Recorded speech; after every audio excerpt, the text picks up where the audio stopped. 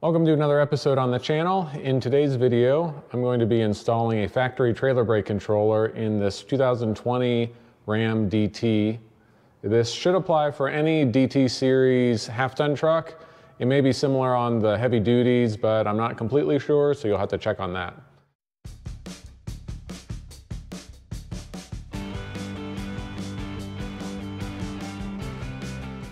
These are the items we'll be using. If you go to eBay, you can buy the factory trailer brake kit for a lot cheaper than the dealer. So this was $220 from like a Mopar surplus place. And it's OEM, got the Continental controller and Mopar. There are some, I think Dorman makes an aftermarket one that looks the same as this, but I would recommend just getting the Mopar one to make sure it's right, considering it's so cheap. And we've got our instructions. The instructions are pretty straightforward. This is now the fourth Ram that I've put a factory trailer brake controller in. It's pretty easy. Everything just unclips, a couple screws here and there, and then you plug it in. And then the next thing you'll need a phone, or I've got an old tablet with Alpha OBD on it, and then I've been using the OBD Link MX Plus to connect to the truck. And we also have to do a security bypass, so I'll show how to install that bypass cable temporarily to do the programming. Now you may ask, why go to the trouble of putting a factory one in for, I don't know, half the cost you can put in one of these. Now I've put these in a couple trucks and they've never worked right. I've played with the gains and boost settings, gone through the manual, contacted the companies, and they just never work that well. So the factory ones, since how it's connected to all the systems in the truck, they just work. You just pretty much, you bump the gain up or down if you need to. You can set everything in the center display, and it just works. Just use a factory one. These things are junk in my opinion. And also, there's not a good place to install it in this truck, and people always just install it down here, which is a horrible, horrible place to install it. So if you have one of these, put it somewhere else. Do not put it right here. This is right in line with your knee. So if you get into an accident, this is the knee, this is the crash bolster if you get into an accident. So if you have this right in front of your knee, now your knee is crashing into this hard square plastic thing. So don't use it. Throw these in the garbage. All right, so now disassembly. Disassembly is pretty easy. You don't even need the trim remover tool. Pull out the rubber mat. We have two Phillips screws at the top. Pull those out, and you can use the trim remover, or you should be able just to grab the top of it.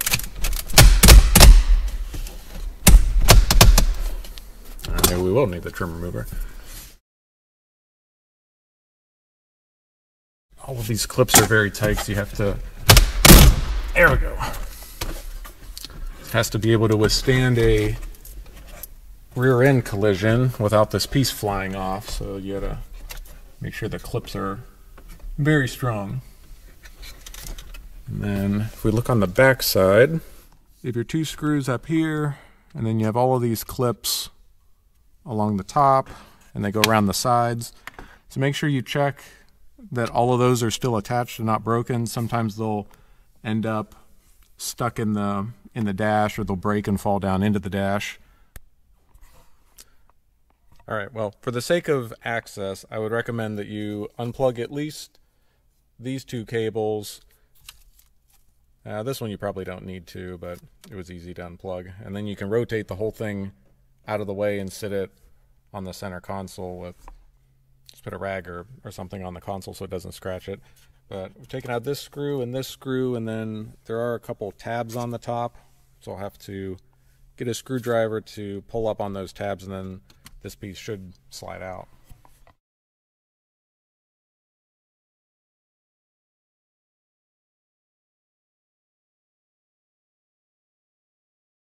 All right, so while you're popping up these tabs, keep a little pressure on it.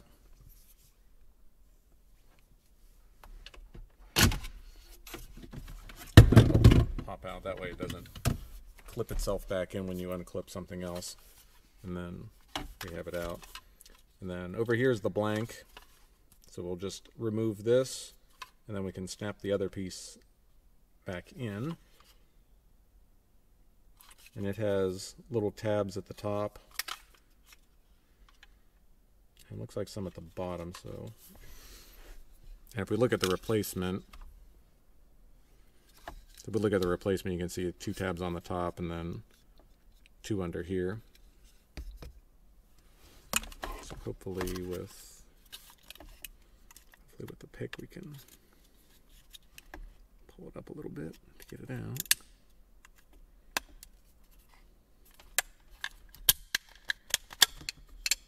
All right, it's out. And the new one, just clip it in. And then we just reverse it here. Oop. Shoot, I didn't slide it in correctly. Just make sure you slide it straight back, or else the trim piece won't go in correctly there.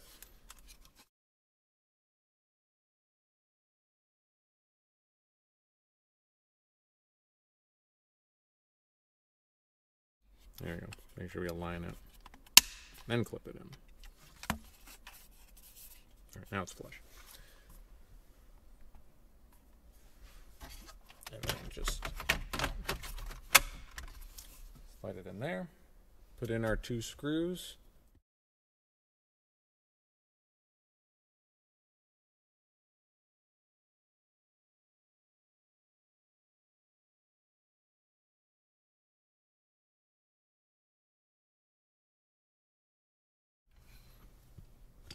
Okay, that's plugged back in. Plug that one back in.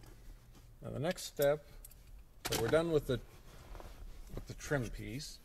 All right, the next step, so we can access the wire harness and to mount the control module, we need to pull off this lower piece.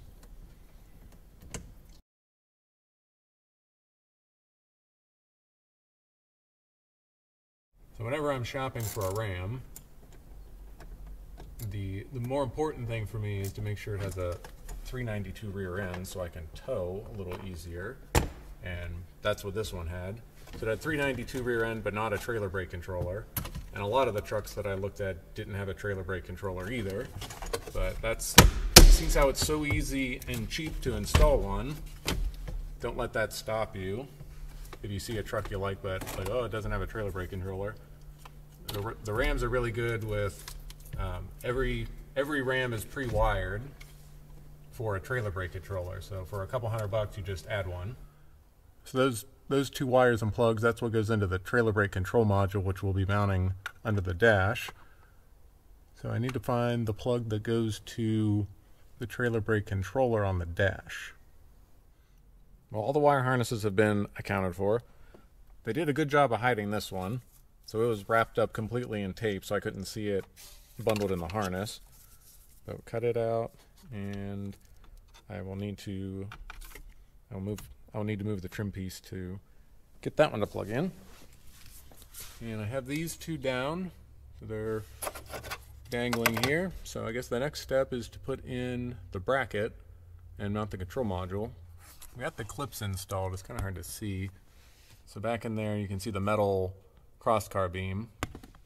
So I installed a clip, second hole down, and then if we can get under here, it's a clip there and a clip on this side that you need to install. Let me set the camera down and we'll try to put this bracket in. It's not terribly difficult, but it's just a lot of trying to get things to line up. It's a little bit of a pain.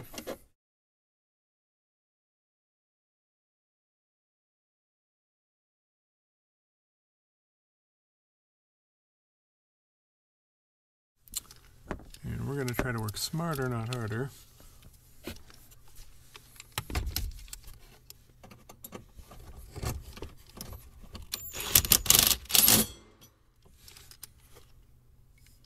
Okay.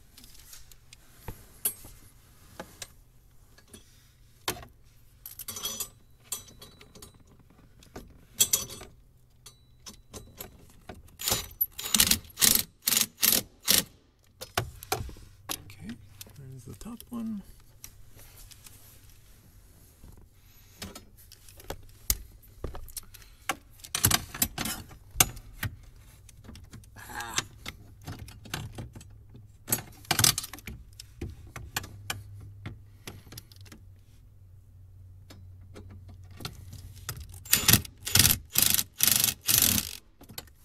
There we go.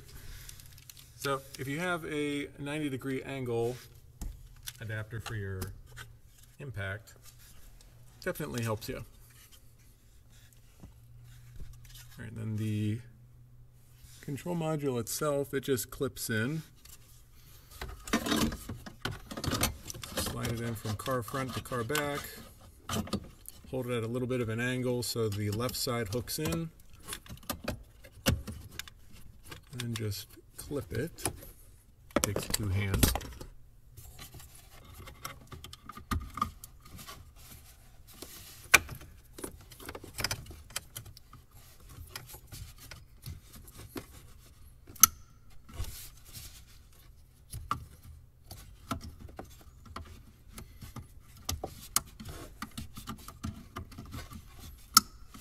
All right, plug in our 2 connectors until you hear it click.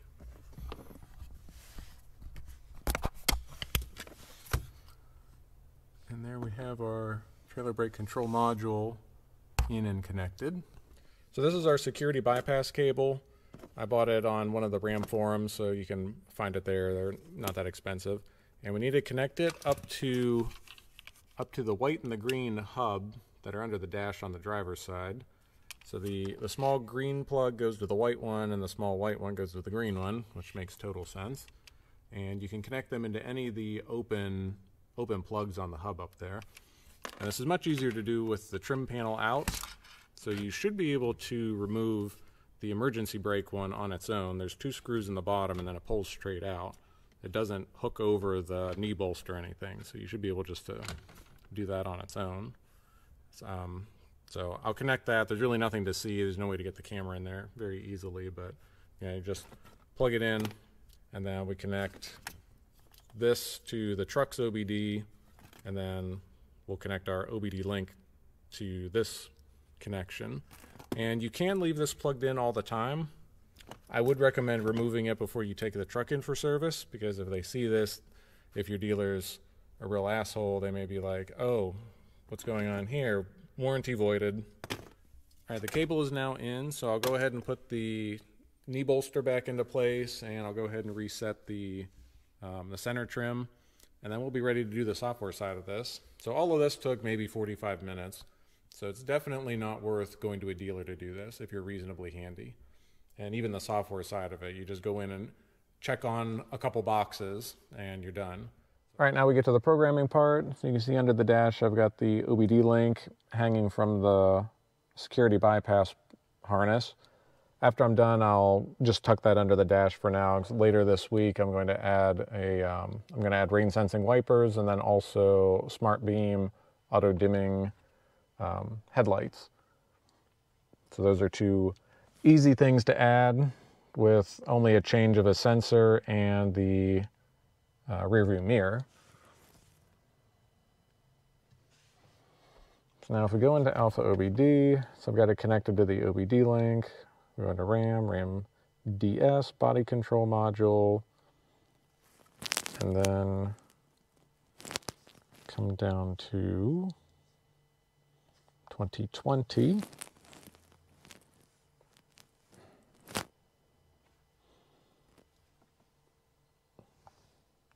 And we say connect, and then we come into the little car. And we want to go down to car configuration change. And select options. We need to change 5 things. So we can search in here. Now we'll come in. So you can do 1 at a time. But I'm going to try doing all 5 of them at once and then let the car sit for a while so it doesn't take 14 hours to do this. And if it has some issue, then at least I know the 5 items that I have changed and I can go and change them back. Let's see, we want customer set menu 2. Trailer selected, CSM present.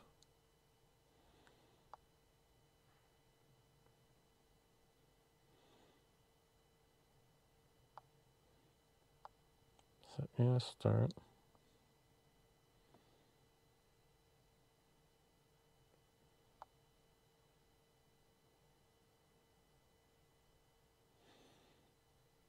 Procedure complete.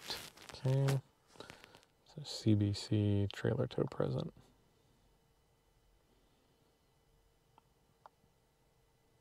Current status, no. Okay.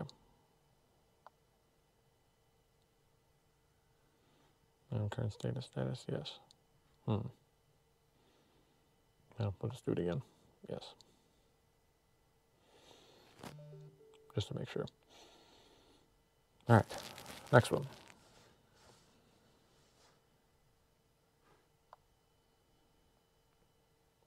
Actually, I should be able just to search for trailer.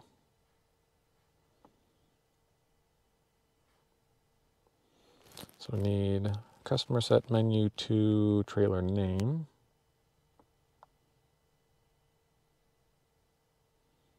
Select value, yes.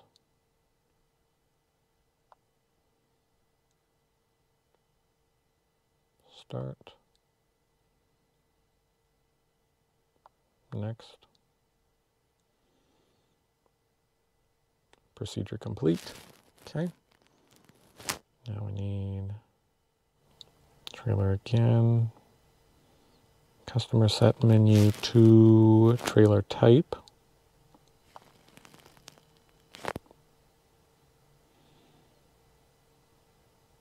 Set value, yes. Start. Next. Procedure complete. And the last one, so all the ones that say menu, I think those are for the ones that, so everything shows up in the display, in the center display, and probably in the radio. And then the final one is for the chassis. So search for integrated trailer brake module. That one. Chassis net, ITBM. Enabled. Start. Next. Procedure complete. Okay. So that should be everything for the trailer brake module.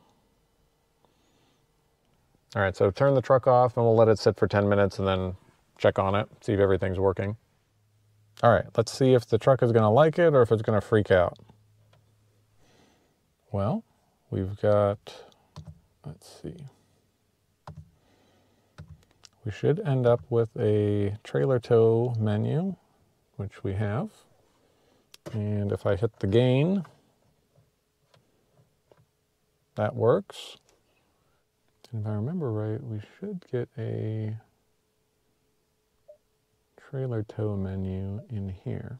Yep, you can set up your trailers in here, and then when you connect to one, you can pick it in here, and then it'll save your your electric, hydraulic, whatever kind of brakes you have. You can set all that stuff up in here. So I don't usually mess with any of that. I go simple. I just have it set as electric trailer brakes, and then when the trailer is empty, I have the gain set usually at 3, and then if I've got something heavy on it, it's usually 4 to 5, depending on what's on the trailer. Now to summarize the project, it's all done now. It took maybe an hour. So OBD MX Plus, it's $140 from Amazon. Alpha OBD, I think it's about $50 from the Play Store. And it only works on Android and Windows, by the way. The bypass cable is about $20. The kit we purchased from eBay for $220. So if you had to buy all of these things to do this project, it's about $430. Now, I've had the bypass cable and Alpha OBD for several years for various Chrysler products that I've owned, so I didn't have those costs associated, so it was only $220 for the kit. So thanks for watching this video, and make sure you like and subscribe to keep up with other projects going on.